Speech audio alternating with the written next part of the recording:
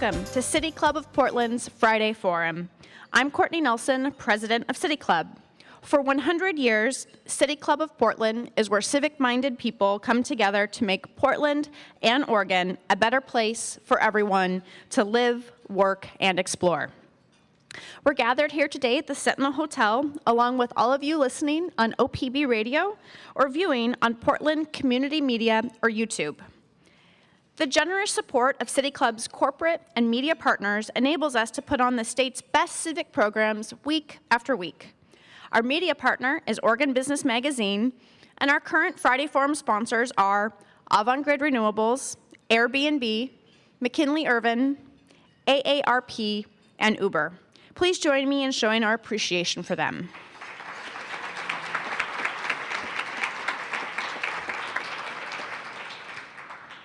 Today, we kick off what we hope will be an ongoing conversation about mandatory minimum prison sentences and incarceration in our state. Our discussion this afternoon is not meant to judge whether mandatory minimums are good or bad, but to actually assess their impacts on communities of color and underprivileged communities. At future City Club events, we plan to bring in voices of law enforcement, district attorneys, and victims' rights groups to share their perspectives. I'd like to introduce our panel today. Lucy Flores is joining us from Nevada. She was a state assemblywoman for 4 years in District 28, representing the same community she grew up in and where she had also spent much of her youth incarcerated in. David Rogers is executive director at the ACLU of Oregon. He brings more than a decade of experience in the areas of criminal justice and public safety in Oregon. Shannon Wight currently serves as Deputy Director at Partnership for Safety and Justice. A native Portlander, much of her work has been focused on criminal justice reform, particularly in the area of juvenile justice.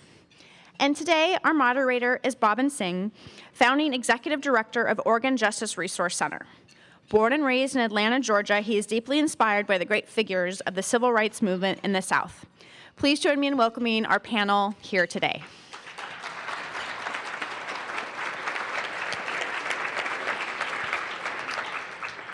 Thank you, and thank you to all of you for joining us for this Portland City Club Friday Forum.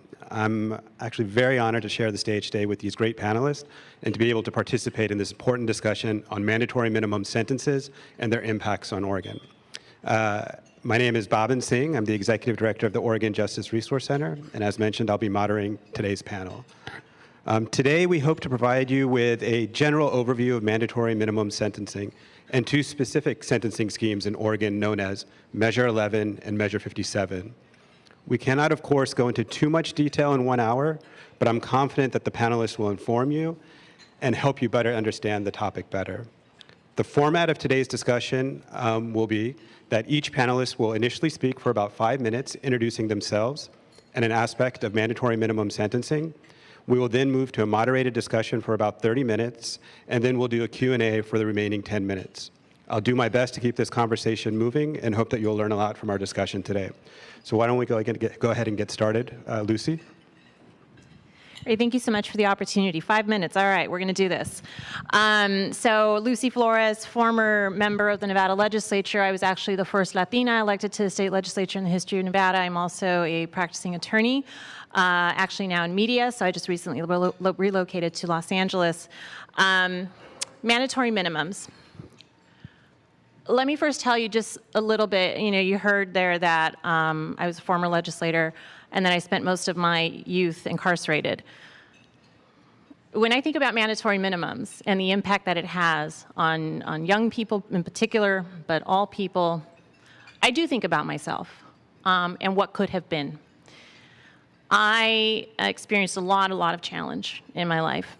Two of my oldest brothers, when my dad's firstborn sons, they were both murdered around the same time when we were living in East LA. And that's why my dad took it very, very hard, as you would imagine, and moved us all to Las Vegas. There was still 10 other brothers and sisters. We were a very large family.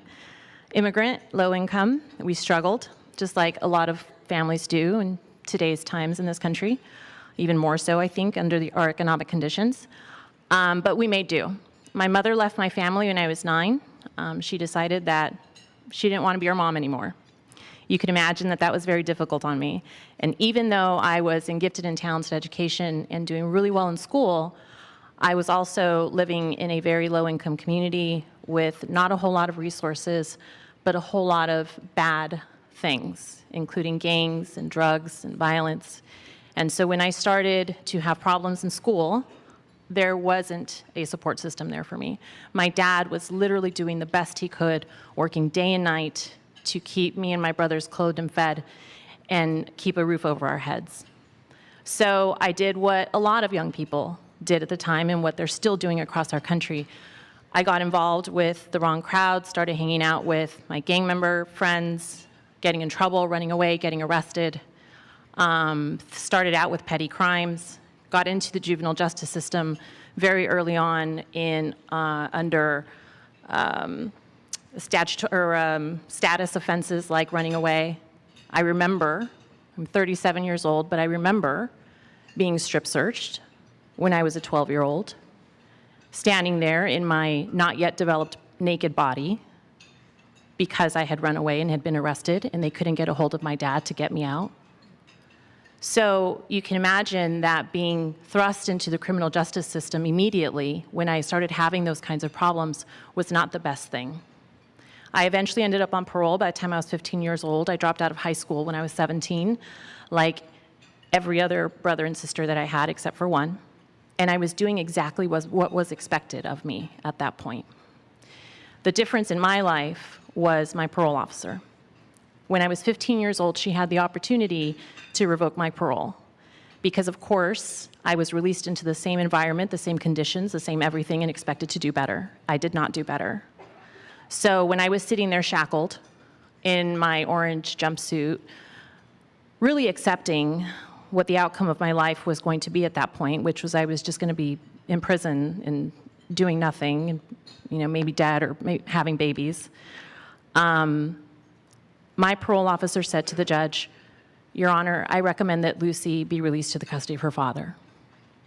And that was really that moment that I will always remember because that was that moment that said, holy cow, someone believes in me. Like, I'm not just a horrible person. I'm not being treated as just this number going through a system. And things, obviously did not improve overnight, but a series of mentors, role models, et cetera, eventually got me to where I am now. I got my GED when I was 21. Community college, again, I'm a big advocate for community college, et cetera. So all the reasons why I advocate for the policies that I do is because I got lucky. And I was lucky that there were no mandatory minimums associated with the crimes that I did. I was lucky that I got a parole officer who treated every young person like they had some worth and some value. I was lucky that I didn't walk into a convenience store with my friends with a gun at that time, even though we had guns on us all the time, because that means I didn't get a sentence enhancement. I was lucky in so many ways. And our system shouldn't be about luck. And ultimately, that is what I believe is at the crux of not only our criminal justice system, but policies like minimum sentences, et cetera. The fact that you may or may not get caught up, the fact that you may or may not live in a state that has these policies, the fact that you may or may not live in a state that actually believes in restorative justice shouldn't be what determines the outcome of your life. And currently that is the situation for so many of not only just young people, but people within our criminal justice system here in Oregon and across the country. So I hope that we will, of course, have this robust conversation about the true impacts of policies like minimum sentencing, et cetera. So thank you again for the opportunity.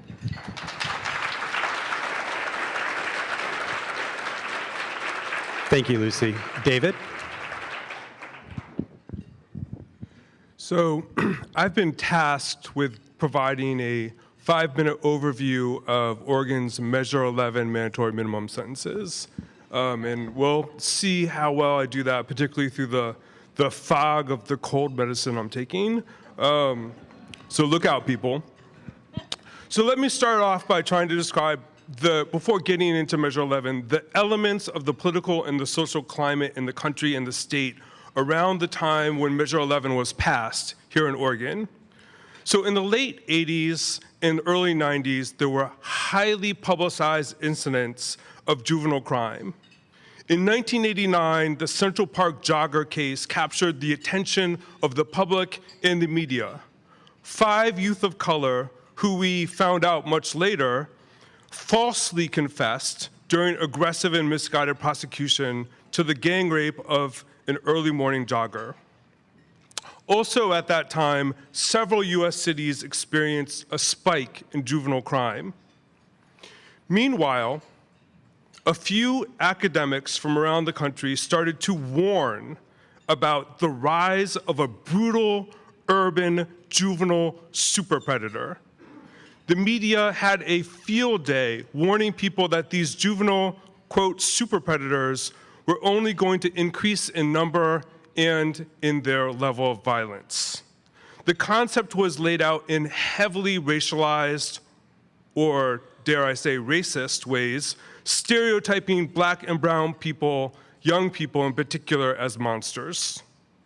Meanwhile, here in Oregon, before the passage of Measure 11, there was a terrible incident where a white man was severely beaten by 3 black high school students.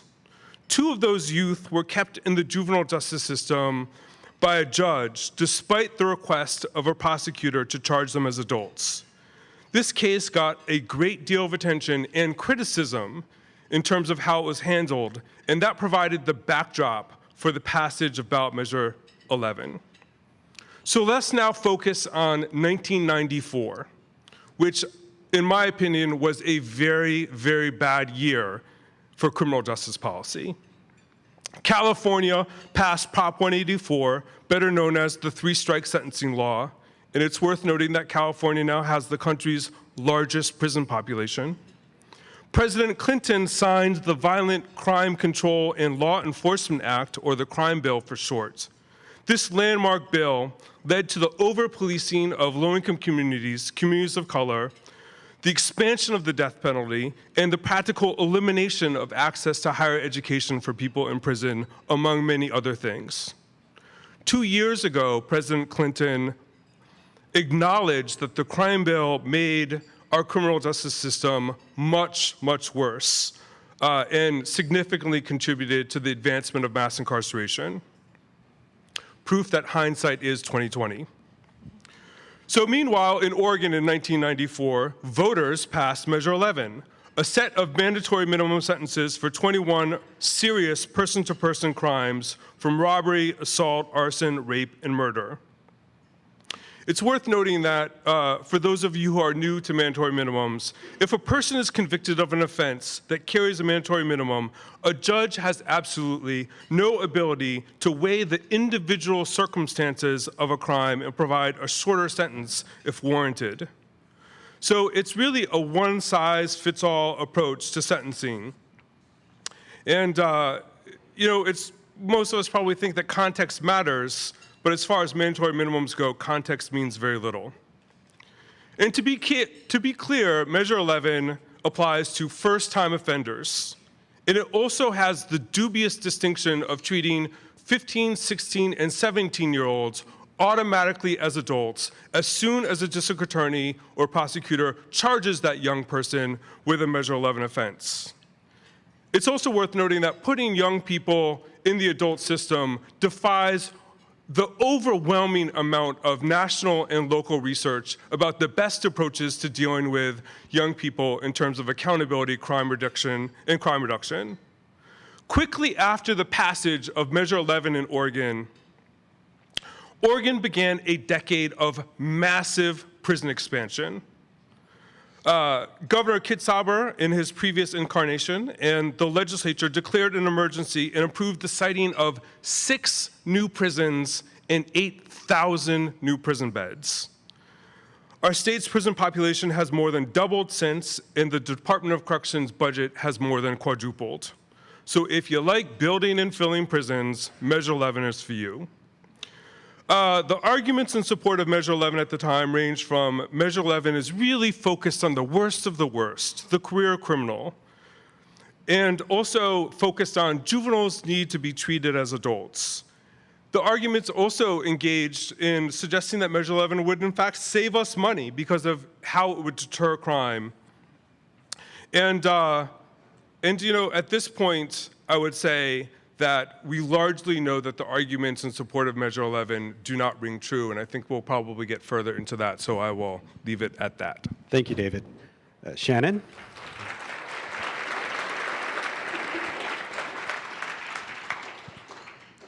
Thank you, David. I love that you started with the culture that led to Measure 11, because I think what's really interesting about Measure 57, which is mandatory minimums for drug and property crimes, is that the moment that it happened was dramatically different than 1994. That bill passed in 2008.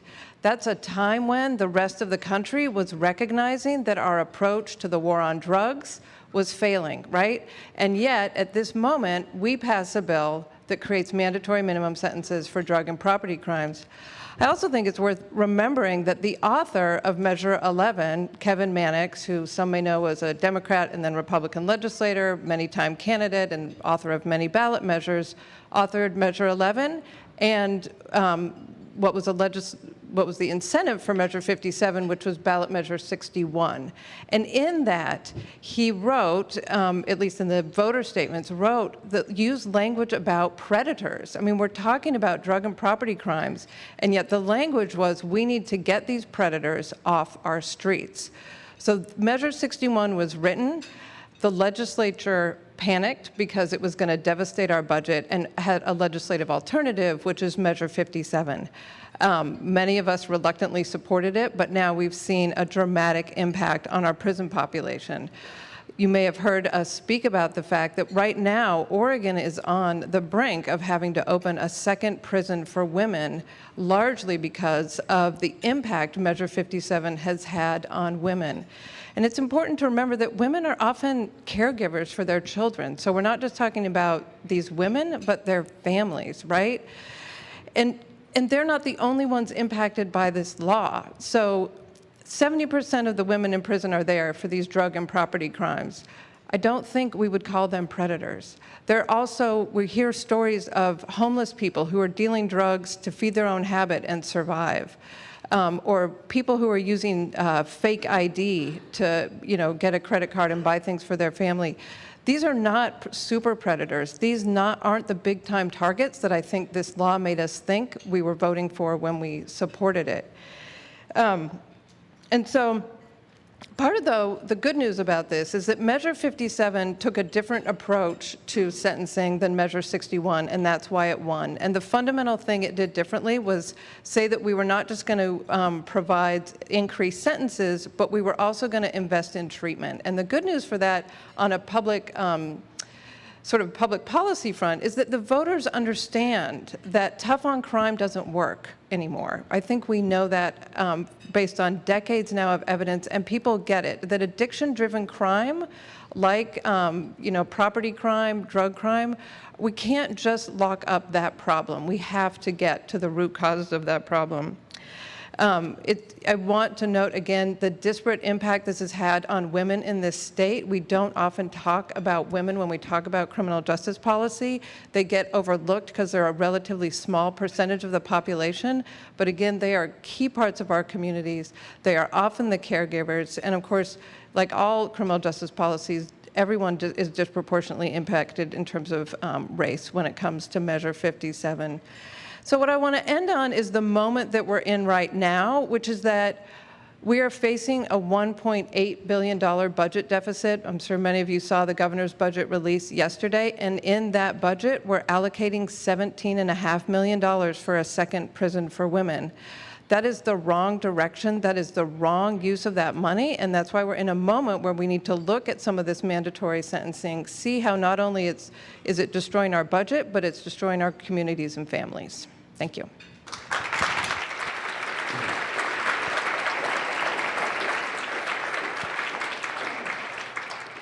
So for those of you listening on OPB, this is City Club of Portland's Friday Forum. I'm Bobin Singh, Executive Director of the Oregon Justice Resource Center. And today we're discussing reform around mandatory minimum prison sentences with former Nevada State Assemblywoman Lucy Flores, Shannon Wight from Partnership for Safety and Justice, and David Rogers from the ACLU of Oregon. I think what you heard in their opening remarks is a lot of information that we should unpack. I think you heard different perspectives as far as mandatory minimums, how they came into creation, what the context is, and I think it's really important to understand all of those things, and we'll do our best to try to unpack as much of that as we can, but like I said, it's going to be very difficult in this 1 hour or half hour that we have to be able to do that. So I encourage you to continue to look on our websites and find out more information about mandatory minimums and doing additional research outside this conversation, but we hope we can push you in the right direction in understanding this topic. So we heard from David that the context around in the 1990s about mandatory minimum sentencing schemes and how they were created. Lucy, I was wondering if we could start with you about can you talk a little bit more about that context? Who were the proponents of mandatory minimums? What were the arguments they were asserting? And are the assumptions or the assertions that they were making at that time, are they still valid? What have you seen nationally around the country with this?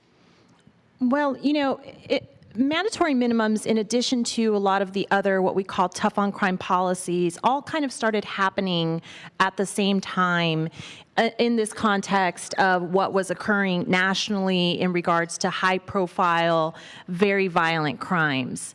And to be clear, when we say that mandatory minimums and other reactive, very tough on crime policies are not a good thing for our community, I talk about it very much in the context of recognizing that there are victims involved, right? And that, yes, there were terrible things that happened and terrible people who did those things. But what happens when you react to terrible instances, whether it's a national tragedy, whether it's a terrorist attack, whether it's anything, the very worst thing that we could do is to react with it in a broad brush. That's what mandatory minimums was. That's what tough on crime was.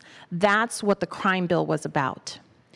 And so it took us a very long time nationally and at the local level to react to that and to actually start seeing the impact that was having not only in our communities and families, but what was happening to those victims, what was happening to the crime rate in various cities.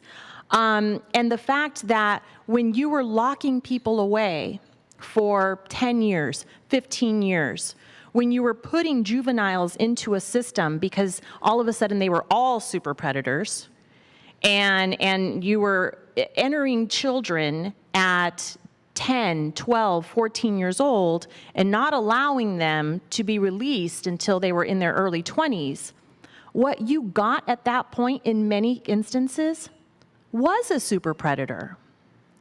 Because those folks were not getting any rehabilitative support while they were incarcerated. They were not getting educated. They were not getting job skills. They were not getting all these things. So, what we ended up seeing was this knee-jerk reaction across the country to these very heinous crimes that were occurring, but then not solving the underlying problem of why these things were actually occurring. And in addition, in many, many instances, making it worse because these folks were getting released back into our communities, and when they were not getting released as the best citizens that we would like in our communities. Thank you. David, you mentioned the tough on crime. What does that mean? What does that tough on crime term mean, and how does it play into the creation of mandatory minimums and the sustaining of mandatory minimums? Sure. So tough on crime, and obviously, I have a certain take on this. So I'm going to be providing my opinion. But tough on crime is an unfortunate philosophy that suggests that if we don't severely punish people, we're going to create an environment where people feel like they can get away with anything, and crime will run rampant. What we know, though, at this point is research tells us, right, that isn't true.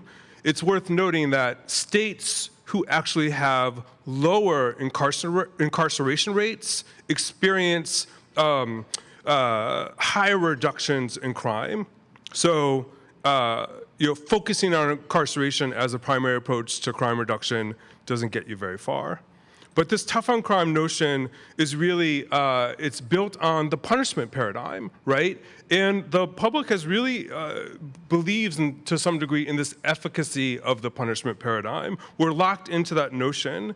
And so it's been driving criminal justice policy that uses incarceration as the primary tool, the primary approach to essentially addressing social problems like drug abuse and mental illness and homelessness. And the problem with tough on crime, right, is that that saying, if your only tool is a hammer, every problem looks like a nail. And so incarceration and criminal justice solutions have become our primary approach to addressing things that actually we shouldn't be dealing with within the criminal justice system at all, which is one of the reasons why I think we've seen the rise of, there's now a recognition that that's true, that as Shannon said, the war on drugs is a failed strategy, that we know that we can't incarcerate our way out of, say, like drug abuse. So there's an emphasis on treatment. And I would say this is the place where, to a large degree, legislators and policymakers still believe that they need to posture as tough, which makes things problematic. But voters are out in front of them on this, and I think that voters really, the polling suggests, are looking for smart on crime solutions, not tough on crime solutions. And Shannon, so David used the term smart on crime. What does that mean? And are we, we hear from both Lucy and David talk about rhetoric and tough on crime philosophy, but are mandatory minimums evidence-based? I mean, how much research, what is research showing, especially as it relates to, I think David mentioned juveniles, our approach to how we treat juveniles, how we treat women in our justice system? Yeah, well, to answer your question directly and then maybe get to something else that's been said, but, as particularly with regard to juveniles, the research is really clear that long mandatory sentences do exactly what Lucy said, which is the opposite of what we intend it to do. Like, often kids who are serving long mandatory sentences end up more likely to commit future crime than those who don't get those sentences. That is not the right approach. And, we are lucky here in Oregon that the heads of both our adult corrections and our juvenile corrections, I think, recognize that incarceration is the last option. It is the least effective and most expensive option for us, and it's not the one that gets us the best results. But I also want to go to a theme that was coming up around this tough on crime, because I do think smart on crime versus tough on crime, we do have to talk about the harm that is done. Smart on crime means not just getting to the root causes of why someone committed a crime, but also trying to help people who were harmed by crime, survivors and victims, heal. And I think our organization, Partnership for Safety and Justice, really works on policies that help both victims and people convicted of crime, and we're unique from a policy perspective. But communities of color have known this for decades, and there are organizations that have worked around the intersection of crime and violence in their communities and get how we have to work together to make our communities safer and whole, and that needs to be the model for our approach for the rest of the country, because we're not building up our communities the way we need to.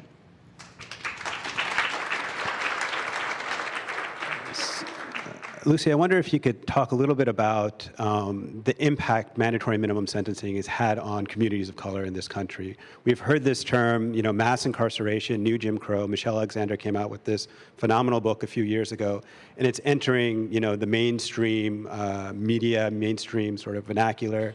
And in the past couple of years, where we've seen, horrendous videos of police shootings and abuses and the rise of Black Lives Matter.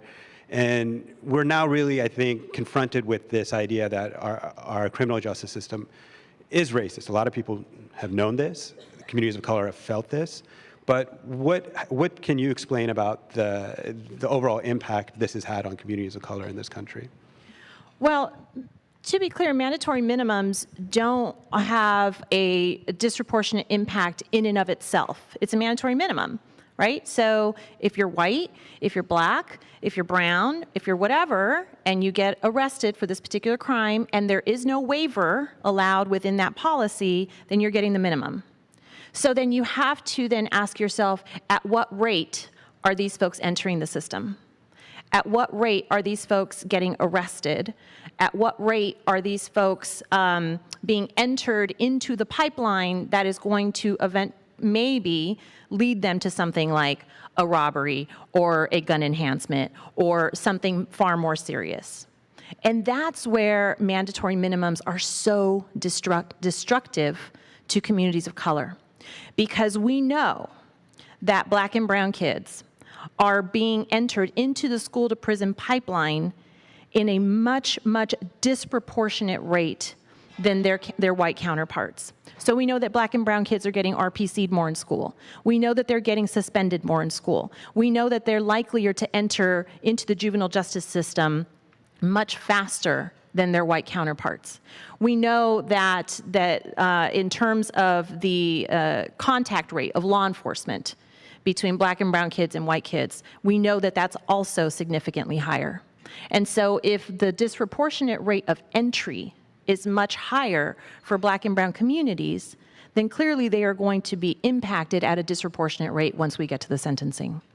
And that's where we have to distinguish between policies that people try to argue are fair, when in fact they're really not, because they're not being applied to everyone in a fair and, I was going to say fair and balanced, but they're reminding me too much of a particular network that I don't care for too much, but it's not a fair and balanced approach. And so that's really what we have to keep in mind when we're talking about these policies. They may sound fair on paper, but in practice, they're not fair at all.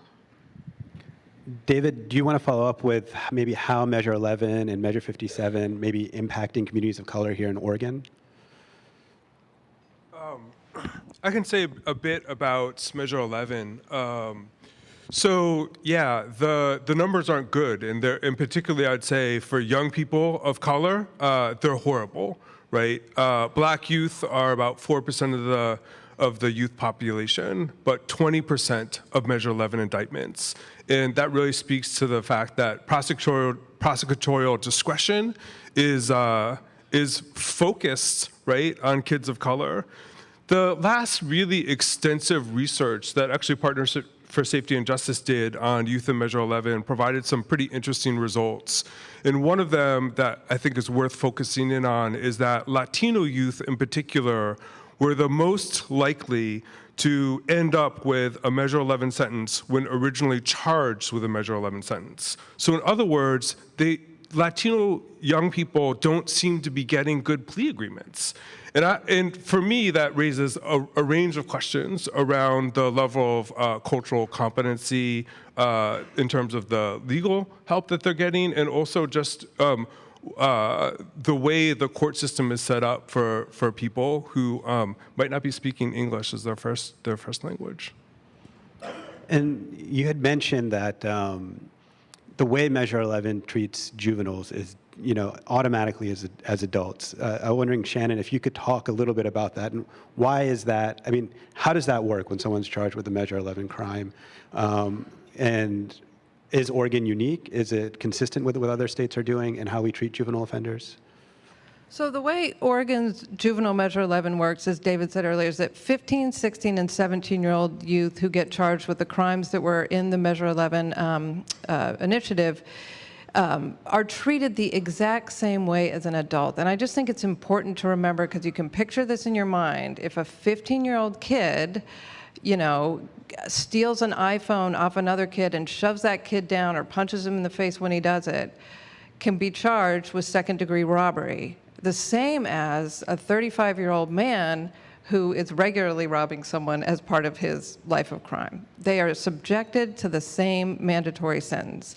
And then at that point, also the juveniles are considered an adult by the law. right? And so until, actually, we helped pass some laws recently, those kids were incarcerated in adult jails and were threatened with the possibility of going to adult prison.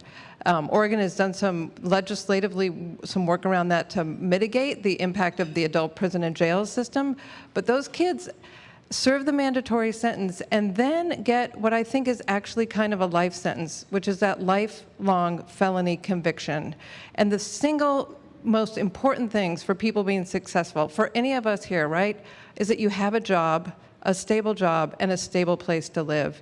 And those are impossible, I mean, not completely impossible, clearly, but much, much harder to get when you have a felony conviction. People don't want to rent to you. They don't want to hire you. There are barriers to certain jobs.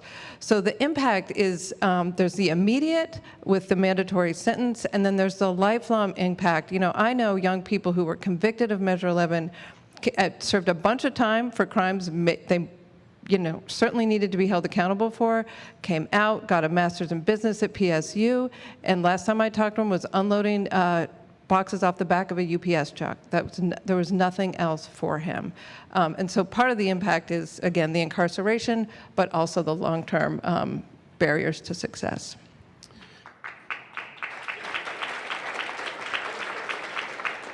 So for those of you listening on OPB, this is City Club of Portland's Friday Forum. I'm Bhavin Singh, Executive Director of the Oregon Justice Resource Center.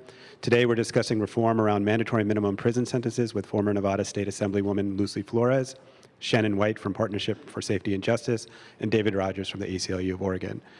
So we've talked a little bit about juveniles. We're kind of speeding through mandatory minimums here.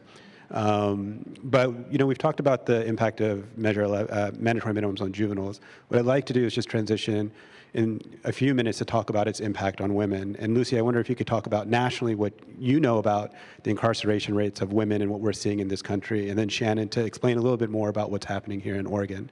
But I'm going to ask you to do it in a few minutes so we can have a couple more questions before we hit the Q&A. Well, I think much of what I have to say is very much what Shannon already kind of mentioned. And so in the interest of brevity, I think I'll actually punt it over to Shannon because I think that she has a lot more data than I do. I mean, at the end of the day, again, it's about disproportionate impact. It's about how not only the way that women are entering into the system, but also in terms of the, I think more importantly, is that women since the late 80s has actually been the fastest growing population of incarcerated people in this country. And it's been that way. And it only keeps getting it only keeps getting larger. And so in terms of the then impact that is having, the residual impact of mandatory minimums on women is what Shannon mentioned earlier in terms of the family impact. They tend to be the caregivers. You have women who are going into prison pregnant, and then we're dealing with shackling policies. That's something that we just recently changed in Nevada, where we literally had women shackled as they were giving birth. So, I mean, we have to think about the collateral consequences of what it means to incarcerate women and what it means to apply a mandatory minimum then to those women when they're going to be there 10 years after they just gave birth to their kid in prison.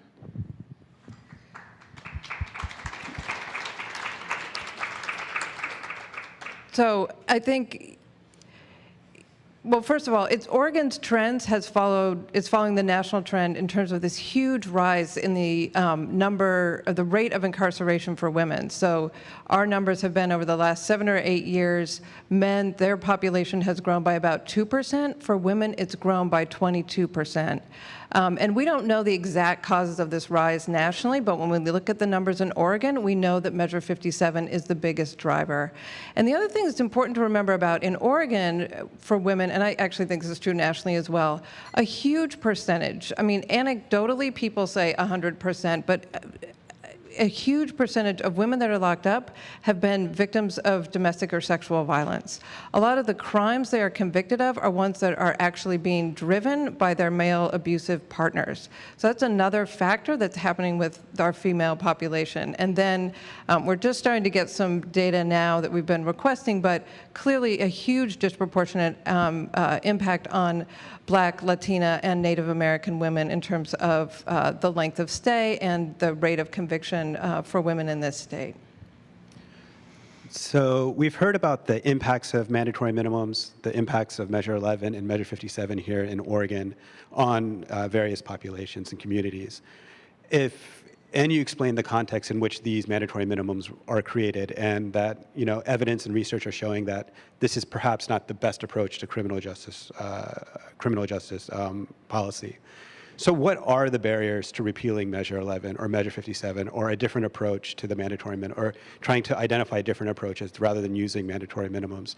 What do you see as the biggest barriers, David?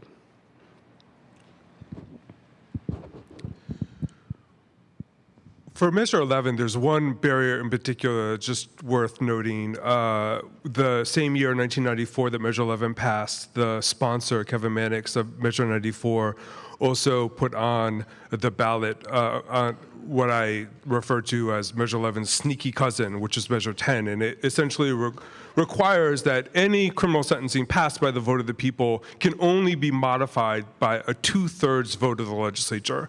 That is a very, very high bar to create change, to get 60 of 90 legislators to essentially support changes. But I also think that there's another dynamic, which is that there's very strong opposition to reform from district attorneys and the District Attorneys Association in Oregon. I'd say that the primary proponents of Measure 11 and the primary opposition to reform efforts, even modest reform efforts. And I think that there's a reason for that. It's worth talking about. That mandatory minimums really changed the power dynamics in the justice system, and they took a lot of power out of the hands of judges. So judges are now at this point no longer really determining people's sentences, and put all of that power in the hands of prosecutors and district attorneys. And the mandatory minimum is it's a significant hammer, and the threat of serving a mandatory minimum sentence really drives a massive amount of plea agreements, to the point where over 90% of all cases, right, essentially get dealt with via plea agreement.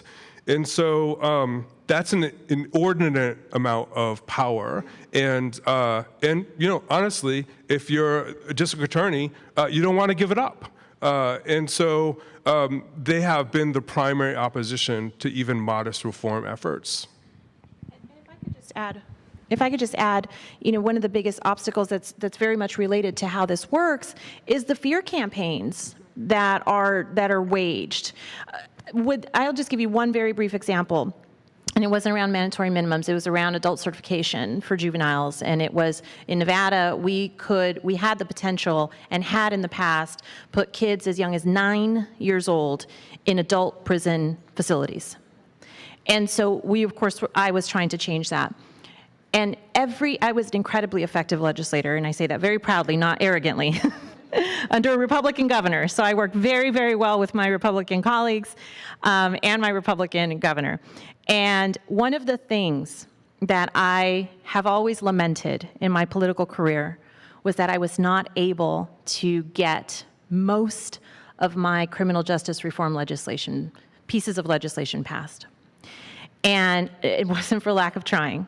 And one legislative session, I introduced a bill to change those certification laws. And I knew the instance that my bill was going down in flames. And that was when the DA walked up to the table, started presenting his testimony, didn't even have to say much, turned on his PowerPoint, and proceeded to introduce a slideshow of the scariest juvenile offenders that you could ever find. Juvenile offenders who look like they were 40 years old, who, according to this DA, were going to be sitting right next to your kid who just got arrested for graffiti, which was not true, but it was enough. It was enough to scare even my most supportive and reasonable colleagues from both sides of the aisle to say, heck no, there's no way I'm going back into my community and facing my constituents when they ask me why I approve this measure that is going to put my kid that gets arrested for curfew next to, again, the super predator narrative. As soon as the slideshow, it hadn't even, like 2 pictures in, I was like, I'm done. This is over. And sure enough, that's how it went down. And that is literally the fear campaign that was waged, not only from the very beginning when we started to do these tough on crime policies, but what they continue to wage. And, you know, look, I don't like to speak in platitudes. I know some incredible, incredible prosecutors and DAs and judges who are not only justice-oriented, but care about victims and see that smart approaches and restorative approaches is what's ultimately going to not only give their victims justice, but ensure that we have safer communities in the long run.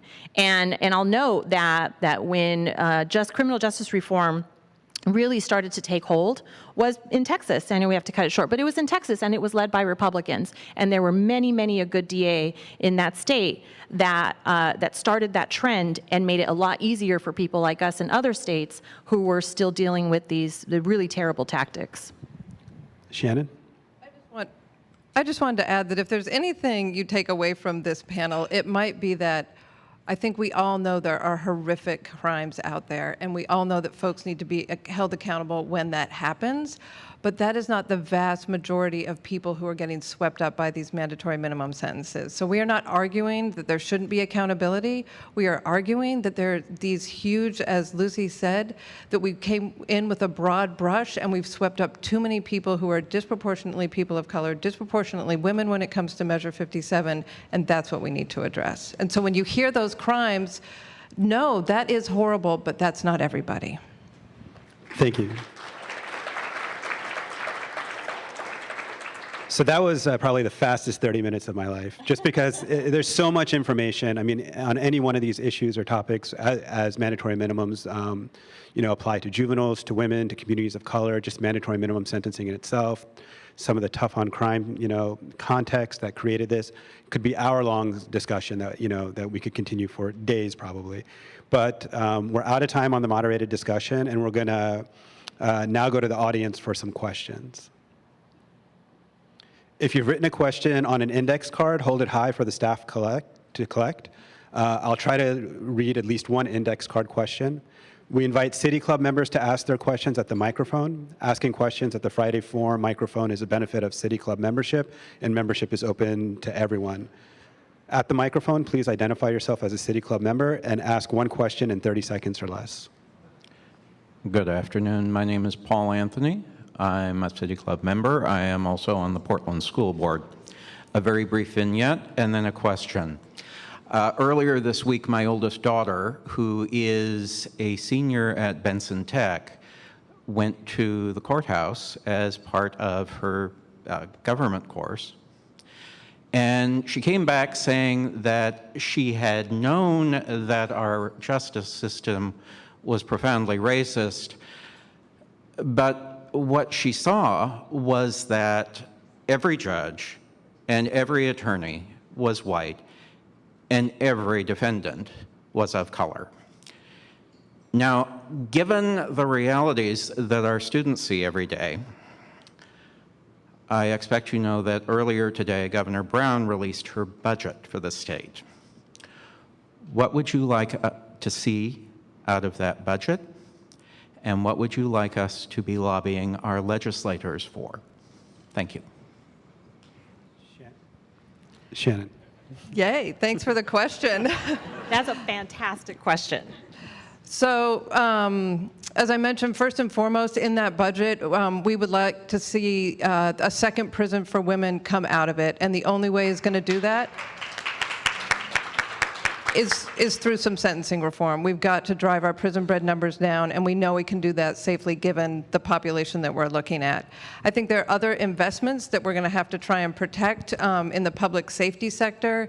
There's a bill that passed a few years ago called Justice Reinvestment, which is a way of diverting people from prison into programs that are more effective, and we want to see funding for that. There are also bills that are important around ending racial profiling, around defelonizing simple possession of drugs, and those are the things that are going to need a lot of attention. Criminal justice reform is not a popular topic, so if any and all of you want to hook up with any of our organizations, we'd love to have your support because we will need it.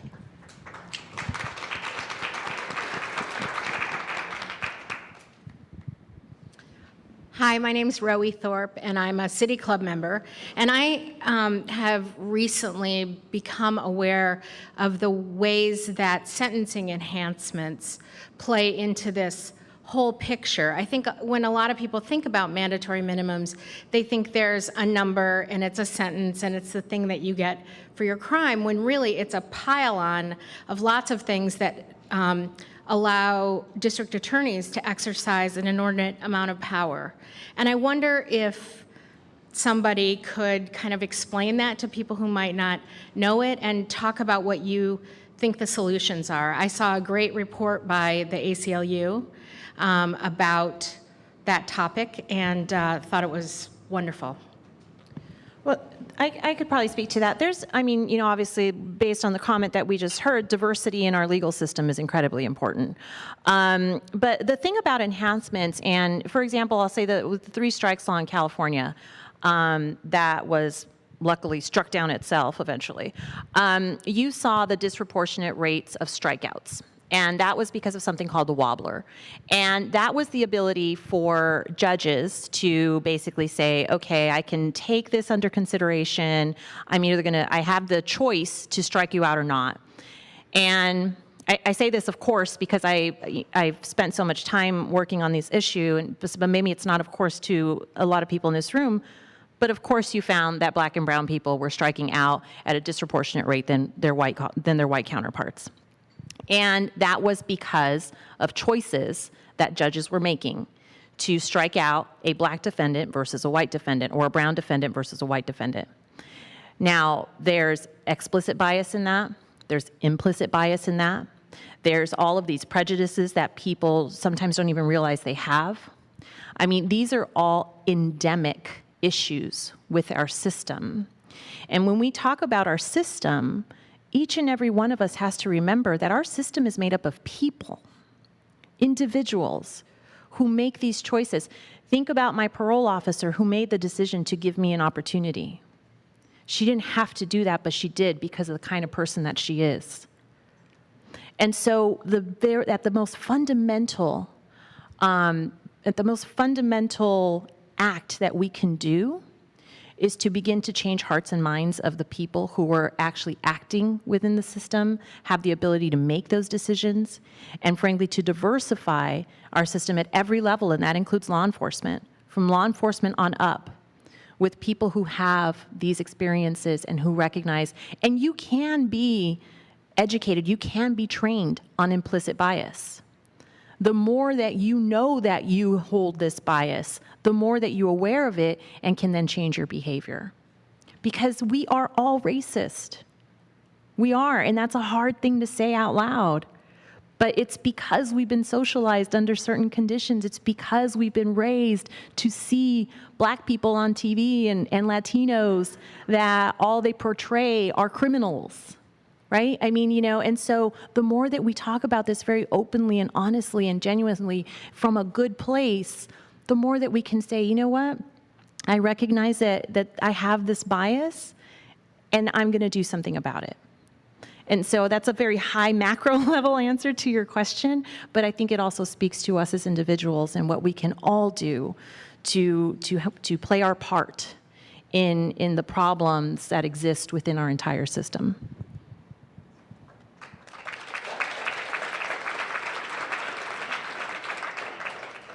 So the system is inherently unfair and it's full of bias. But even putting that completely aside, what are the better, smarter ways? How can we as citizens find better, smarter ways to resolve these problems than putting people in jail? They're I can good say, sources. just as someone who, as a former legislator, by you being here and even asking that question, I would ask you to raise that same question and give your opinions during this legislative testimony. Make your voice heard. It is so, people think that their one individual voice doesn't matter, that your one email that you send to your legislator is irrelevant, and it's not. It's so impactful. And I can tell you from a personal perspective that when I started to get emails and calls from people who were saying, do not approve that death chamber in Nevada. And we didn't. We took that out of the funding. We weren't able to get rid of it entirely because the governor refused, but we didn't fund it. And it was because there was such an outpouring of voices that were saying, this is not what we want. And it gave us the ammunition to be able to say, listen, the public sentiment out there really supports this. And you have some legislators who really act on that, and you have other legislators who just, act on their beliefs. So do not ever not value what your individual voice, the kind of impact that you can have on what happens in your state as far as public policy is concerned. And just building on that, criminal justice is a local issue, a very local issue. And I think David can actually talk a little bit about what individuals can do outside the legislature at the local level to help reform the criminal justice system. Sure. So, first of all, I just wanted to say, though, from a conceptual point of view, we need to stop thinking about the criminal justice system as some sort of like panacea, right? There are a range of things that we increasingly criminalize that shouldn't be criminalized. The level of municipal ordinances getting passed around the state criminalizing homelessness is a serious problem. To look at the ways in which TriMet fare violations are being prosecuted in Multnomah County. This is a perfect example of the way young folks and young kids of color are getting caught up in the system. Seriously, we're prosecuting, fare violations in a way where people are now criminal justice system involved. We should be thinking about getting young people, a bus pass rather than prosecuting them. So we just need to change the way we're thinking about criminal justice. But I would add another piece. So there's the legislature, and I think that that's incredibly important. But Bob, and to your point, criminal justice issues are local, and district attorneys, for example, are the most powerful people in our criminal justice system. And I think that we've forgotten that they're elected leaders. We can reach out to them like we reach out to legislators and share with them as constituents, as voters, our thoughts about the values and the principles that we want to see guide their work. And I think that we need to really lift up a stronger voter voice in terms of how it is we engage our elected criminal justice leaders. So maybe we have time for one quick lightning round. Given our new Trump administration, what are you most concerned about, most excited about when it comes to mandatory minimum sentencing? 10 seconds.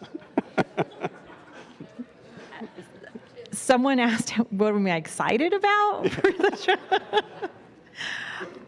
I don't know. And I don't know. I can't answer that question. I don't know how, especially in 10 seconds. The concerns are just, oh my gosh, they're numerous, especially around criminal justice reform. So I think so much of what we're going to have to do in the future in terms of under a Trump administration is really just going to be incredibly reactive because there really is no telling based on his past statements, based on his past performance, based on now who he's appointing into his administration, there really is just no way to forecast what is coming. So I think much of what we have to look forward to is going to be very reactionary, unfortunately.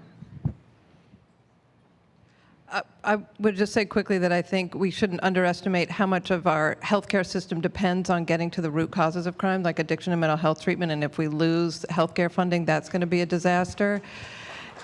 And that we also need to make even stronger connections between criminal justice work and immigrant and refugee work, because I think the sort of criminalization of communities is a place that we can get united and be stronger, particularly here in Oregon.